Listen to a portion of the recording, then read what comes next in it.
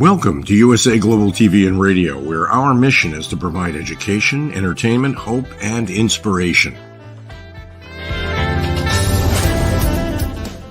USA Global TV and Radio connects you with experts and audiences all around the world every single day to help you succeed in business and to live a richer life. Visit us at usaglobaltv.com to learn about career and life-changing training and mentoring programs like the Listening Mentor. Subscribe to our newsletter to stay informed about our special programs and offers. Discover how you can become a guest on one of our shows or a host or producer of a USA Global TV and Radio show of your very own. That's USA Global TV and Radio, where the doctor is always in.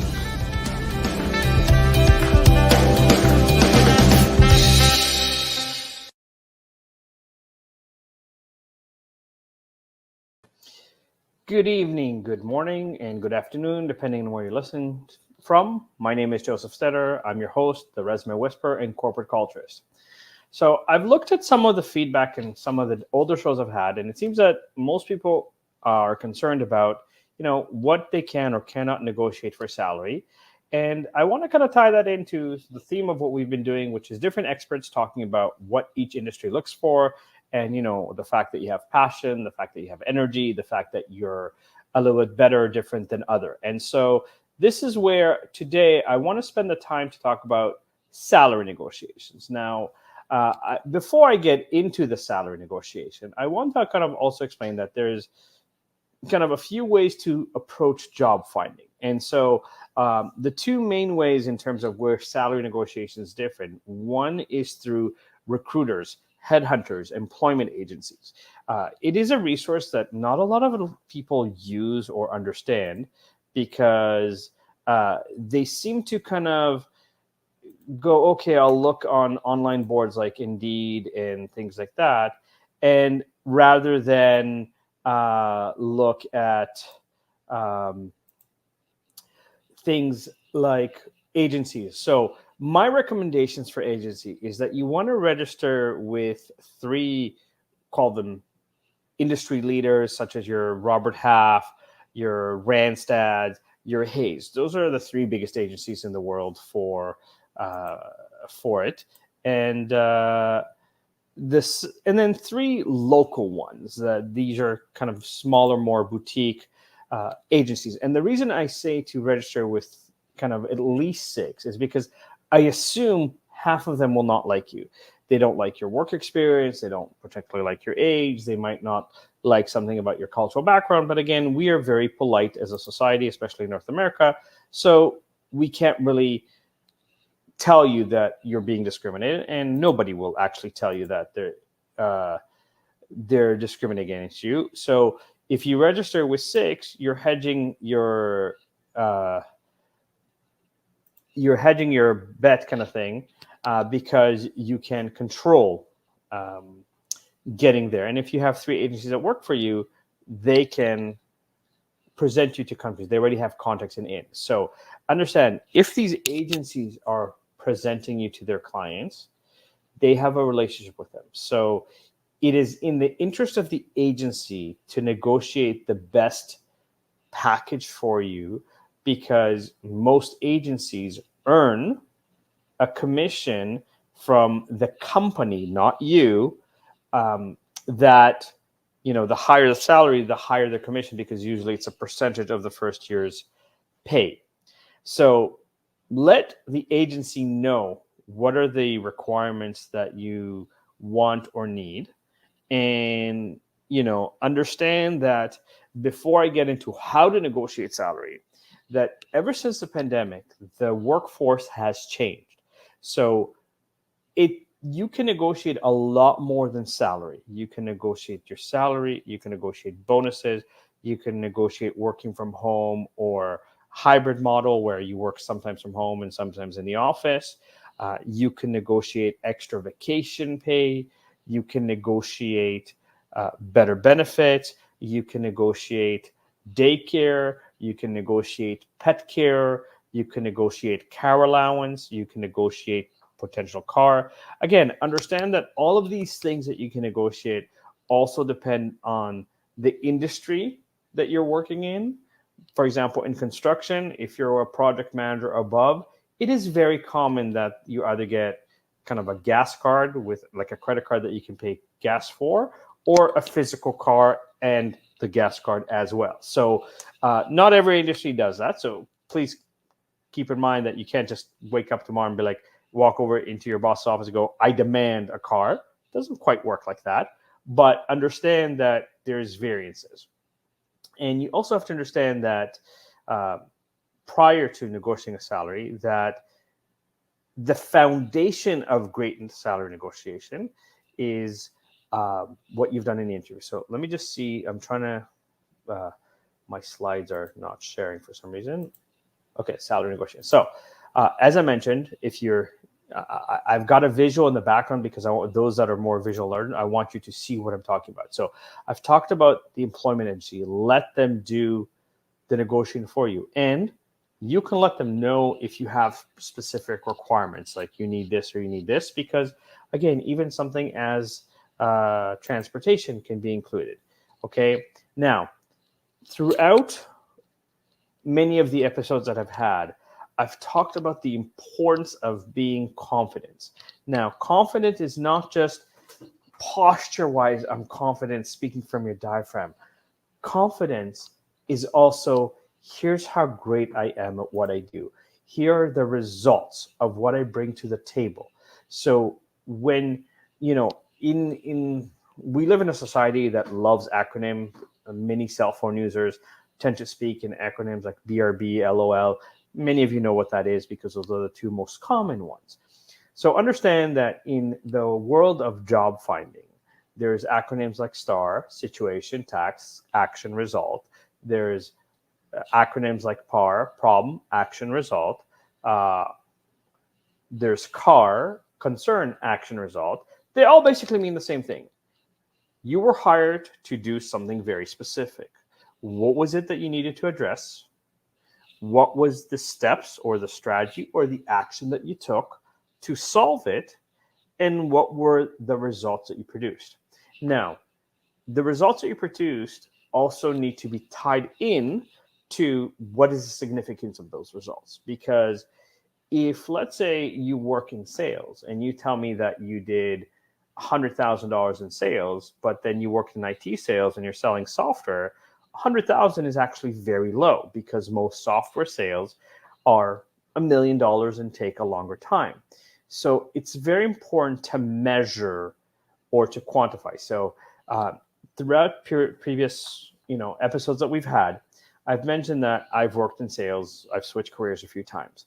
So I worked for a private college that was selling how to be a first-year mechanic or how to work a service counter in the automotive industry and to do dispatching for trucks and cabs and various work in dispatch, for example.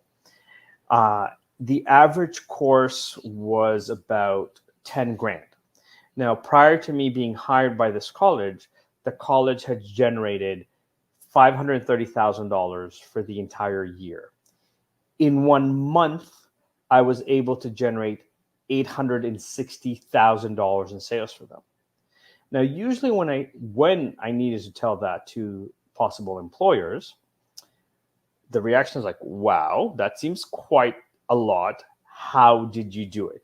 And as long as I can explain the how, and I clearly could, because I realized that a lot of the people that were coming to talk to me were from WSIB, which is the Workplace Safety and Insurance Board.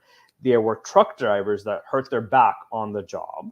And so as part of this, especially in Canada, because they got injured on the job, they're basically getting their salary for the rest of their life.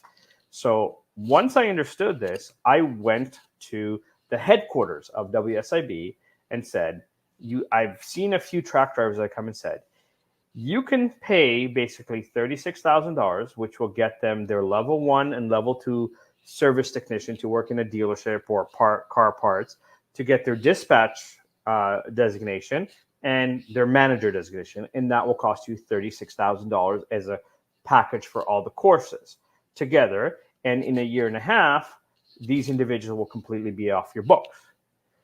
And the headquarters of WSOB went, wait. So you're telling us we could pay $36,000 instead of paying $100,000 to $150,000 in salary for somebody that was a truck driver that got injured on the job, and in a year and a half time, they're off our books, they're hired. I said, yes, there's that much demand. And in fact, the college will give them their job or find them their job. And they went, okay, from now on, anybody that says they are from WSIB, don't even ask them questions, just sign them up for the $36,000 program. And I signed about 25 people on the $36,000 program, which is about $600,000. And then a few that were from unemployment insurance there was a package to kind of train them and educate them, and a few individuals that paid on their own. And hence I generated $860,000 in 1 month. Now, the moment that I can show that I generate $860,000 in 1 month, when I get to the salary, I've already told them how good I am. At this point, they don't want to take the chance that they're losing me over 5-10 grand. So understand that salary negotiation requires a little bit of psychology. It's how you present the information. Now, you can go to websites like salary.com, payscale.com, glassdoor.com, indeed.com, salarylist.com.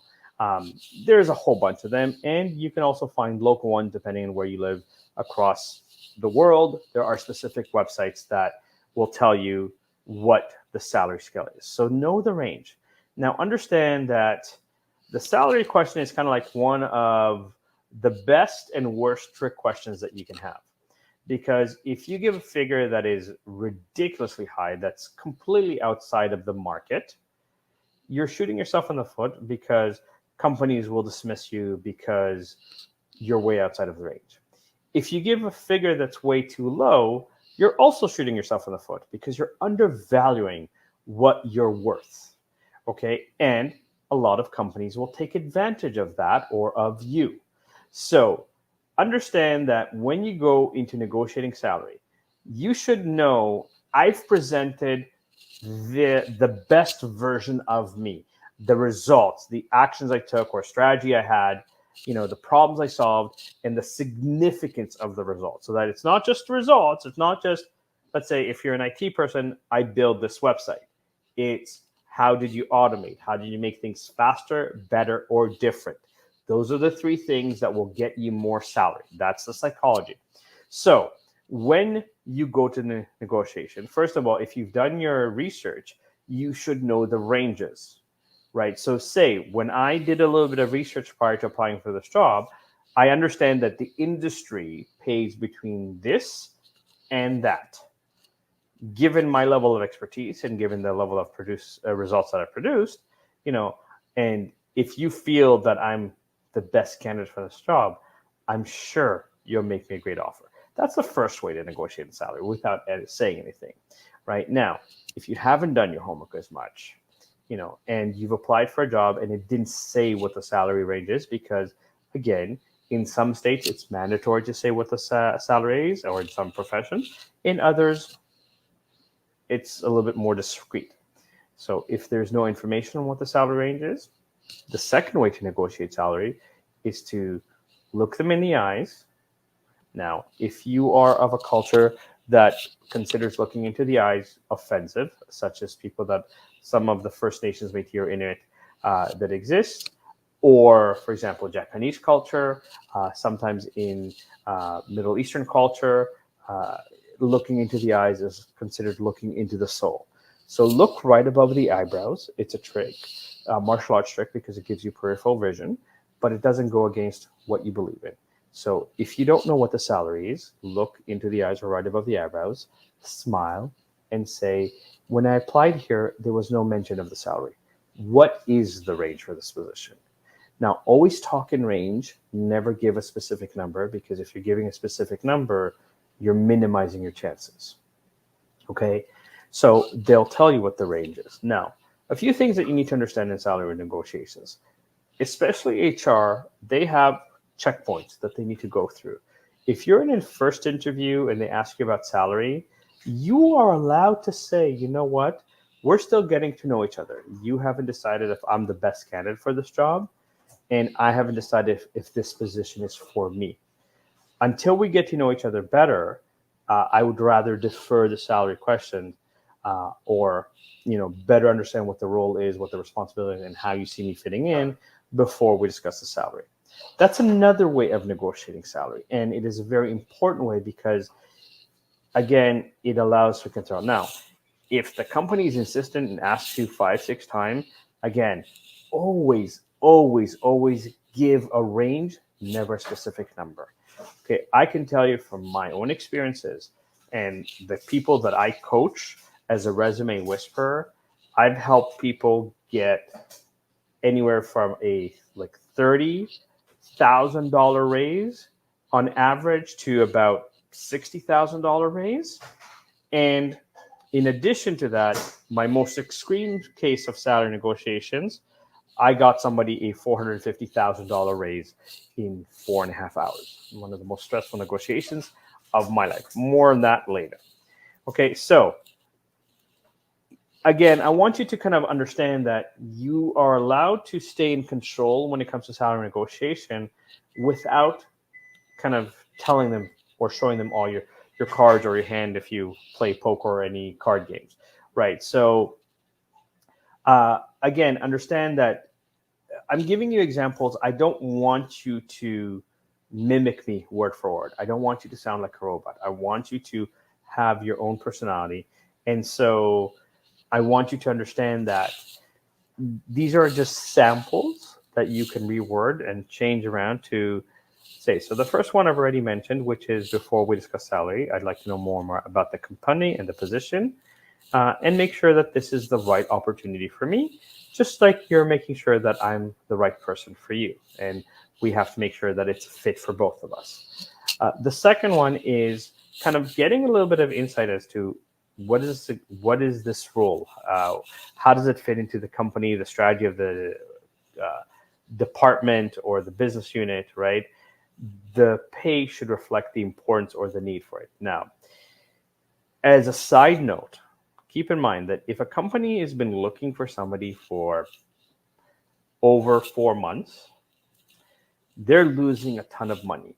The statistics say that one open position in a company costs on average between $100,000 to $180,000 per month per position. So think about what I just said. On average, $100,000 to $180,000 per month per position. So if they've had a position open for 5-6 months, that means that the business has lost between $500,000 and $750,000. So if you are great at what you do, they will want to make sure that they don't lose you because they can't afford to have this position open, which means they'll be willing to pay you significantly more. Okay. As a sidebar, and again, because I'm a corporate culturist, I spend a lot of time learning the industry. Turnover in North America, United States and Canada, is costing over $1 trillion a year. Trillion with a T, not a B, not a billion, $1 trillion. Do you know how expensive that is for companies? And companies that don't understand the importance of paying for talent, for results, are going to start falling apart. Okay, so again, in the realm of scope for negotiation, very simple. I'm interested in finding a job that is a good fit for me. I'm sure that whatever salary you're paying is consistent with the rest of the market. Now, understand, if you've done your research from the websites I mentioned earlier in the slides, or go on Google and type salary range for your state or province, your particular career stream, okay, you can say, I understand that the industry pays from this to this. Given the results that I've proven to you, I've produced in my past, if you think I'm the best fit for this position, you will want to pay me at the higher end of that because I will produce even better results for you. Now, notice that I said you will want. Why did I say you will want? Because you're planting a seed that you're going to 10x in the minimum the salary that they pay you. you're going to produce such amazing results that it's going to solve their headaches. It's going to solve their problems. To understand that you have value. So you can present value in multiple ways. You can say, you know what, I have no problem with a lower salary, but a higher back-end incentive in terms of bonuses and performance incentives. Because once you hire me and you see how amazing my work is, you'll want to pay me more money so that I don't leave you. Right. And again, it's a model where this is confident. And if you've discussed results, so I gave you an example from my career of sales results, but another example of sales results that I've produced is I was asked to build 2 call centers from scratch. The last one I built was a call center for, again, private education in colleges, where the expectation was that my team will generate $300,000 for the year with restrictions that we call leads that are more than 50 miles from the nearest campus or 75 kilometers and more than 4 months old. The expectation was that my team will convert at 1% maybe, but given the volume of colleges and given the volume of leads, can generate an extra $300,000. In under 6 months, my team did $2.25 million. So again, not only did I show you that I know how to do sales, but now I've given you an example that says I know how to direct or lead a sales team. So now when somebody says, well, I want to hire you as a director of sales, I've given them proof that I can sell.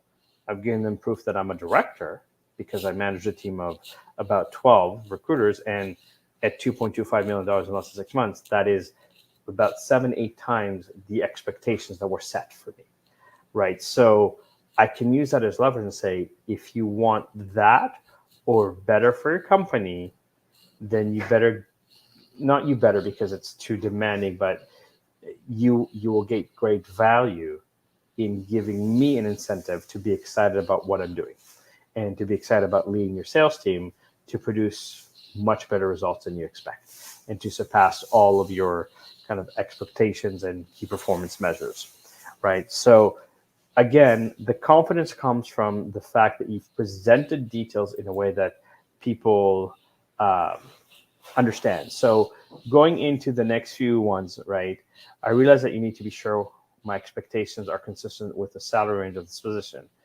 To ensure we're aligned, again, reinforcing what is the range. And you can also say why you're worth on the higher end of the range, or even to say outside of the range. And as long as you can justify what it is or how it is, you're good to go. You don't have a problem, right? So if this is a company you really want to work for, again, you could talk about the fact that give you the chance to prove yourself. Oops, I apologize. I pressed the wrong thing. To prove yourself and, again, be rewarded. So if they're willing to put in writing that your salary can be reviewed after 3 months, after your probation, for example, and then you can negotiate, right?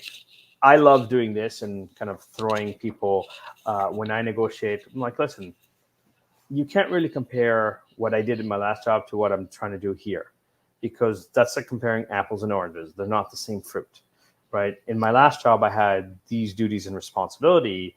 This is a much bigger role where there'll be a bigger team, or based on the interview, my title will be higher, or there's more responsibilities. So you need to pay for the responsibilities that I'm taking on and the results that I'm going to produce for you. So that means that, if this is the range you initially thought of, and I'm the best person for this job, you need to pay for that, right? At the end of the day, my salary shouldn't break your bank.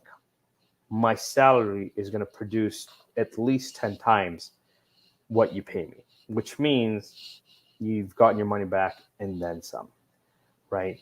Now, I started this conversation by saying, nowadays, especially after the pandemic, there are so many other things that you can negotiate outside of salary.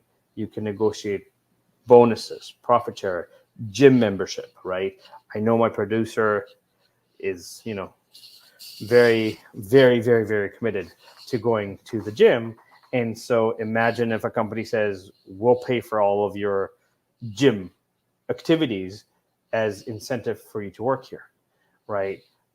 You can negotiate, not the standard 2-3 weeks of vacation. You can negotiate a lot more than that. And there's companies that are willing to give you a lot more than that. Usually they reserve it for someone that's worked X amount of years, and every year you get an extra week or whatever, blah, blah, blah. But you can negotiate that. You can negotiate working from home. You can negotiate a new laptop. You can negotiate a cell phone. You can negotiate, daycare. You can negotiate bringing your pet to work. Again, it depends on the company, depends on the industry, depends on the culture of the organization. Not every company will agree to those things, but I've helped people negotiate a plethora of different things that they were like, this is important for me. And even though some of those things are relatively inexpensive, $50 here, $100 there, it's the fact that the company is willing to do it that made the difference. And again, it's a principle rather than the monetary value of it, right? So those are things that, again, very important, that if you've presented the results that you can produce and the significance of the results, again, the worst that happens if you ask for something is they say no. But as some of the old adages kind of go, if you shoot for the moon and miss, you'll still end up in the stars, right? That's one of the most common ones. Understand that, yes, companies have industries and standards says this is our salary range, this is what we're willing to do. So if they can't give on the salary, they give it in other ways. So if you look at, I'll use one of the professions, a profession like sports, like basketball players, most of the teams have salary caps on how much they can pay their players as part of the dynamic of the sport. But owners are being creative and going, okay, if you score this many points, you get this much bonus. If you have this many rebounds, if you have this many assists, if you're not injured, if we make the playoffs, if you make it to the next round of playoffs, if we do this, there's incentive. In every sport, you can have that. Why not with employers? Again, some companies, some of the big industry leaders will nickel and dime you. It exists today and it will continue to exist. Even shows like Undercover Boss, there is sometimes executives that go undercover that kind of go, I'll give you a $5,000 bonus. Clearly they can afford to give a lot more than that, but that's their model. And it is what it is. Everybody has their own way of taking care of people, but companies that don't understand the fact that turnover is going to cost them millions of dollars. Like I had an engineering firm that lost $1.5 million in contracts because they refused to give salary increases and they couldn't handle the volume of work they can do, or sign on more work. That's where the $1.5 million got. And because the owner was forcing their engineers to kind of work an insane amount of overtime without pay, his engineers started tuning out and saying, well, if you're not paying me for all this extra work that I'm doing, I'm going to call in sick. I'm going to make less effort or make enough effort not to get fired. And that is an epidemic. I'll use that word. That's happening across most workforces right now.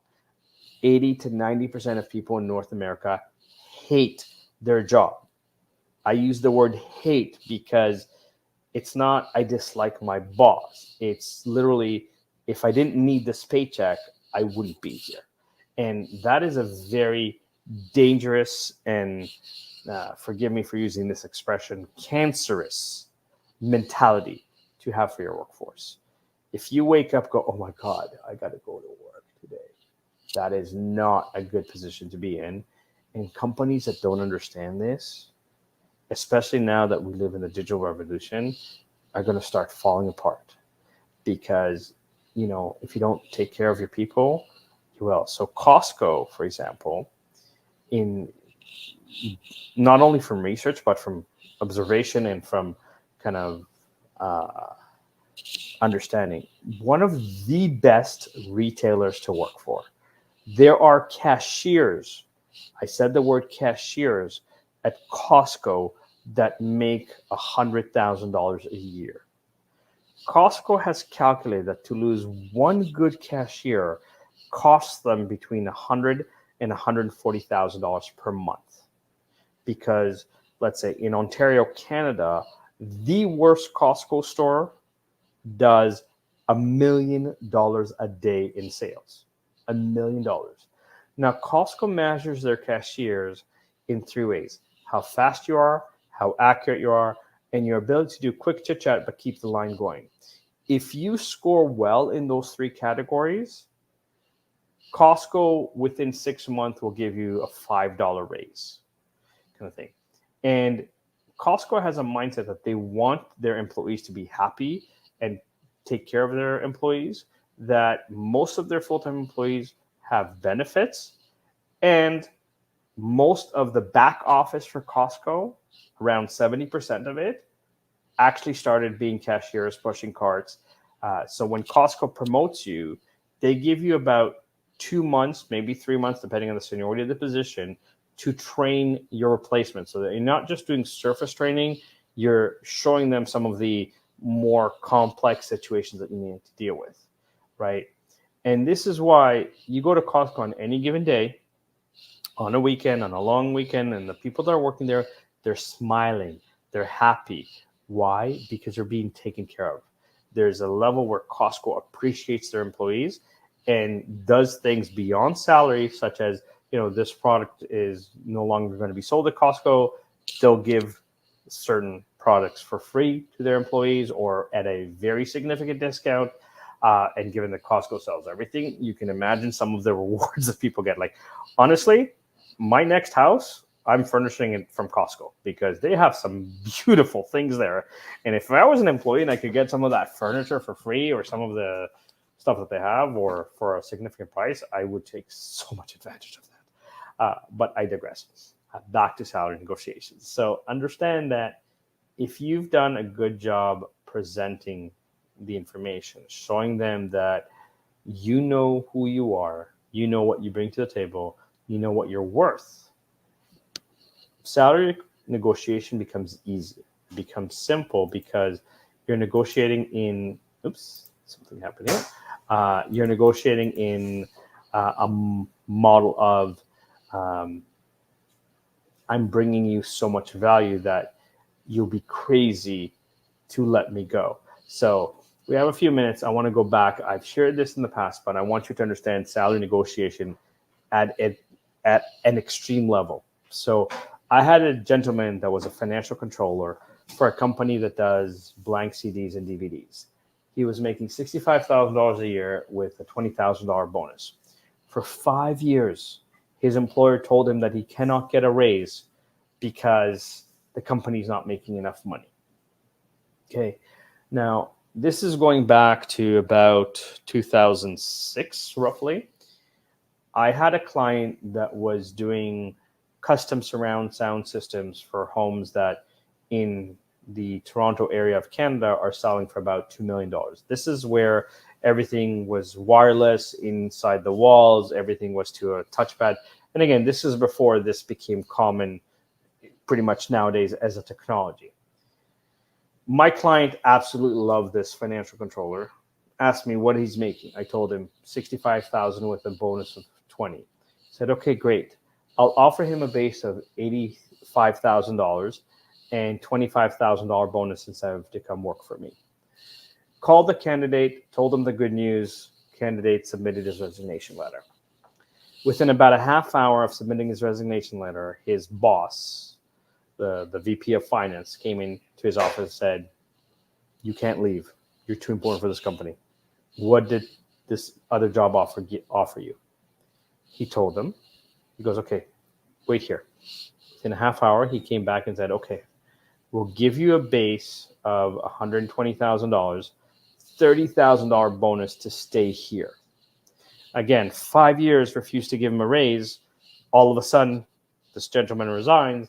They're now offering him $120,000 and $30,000 bonus.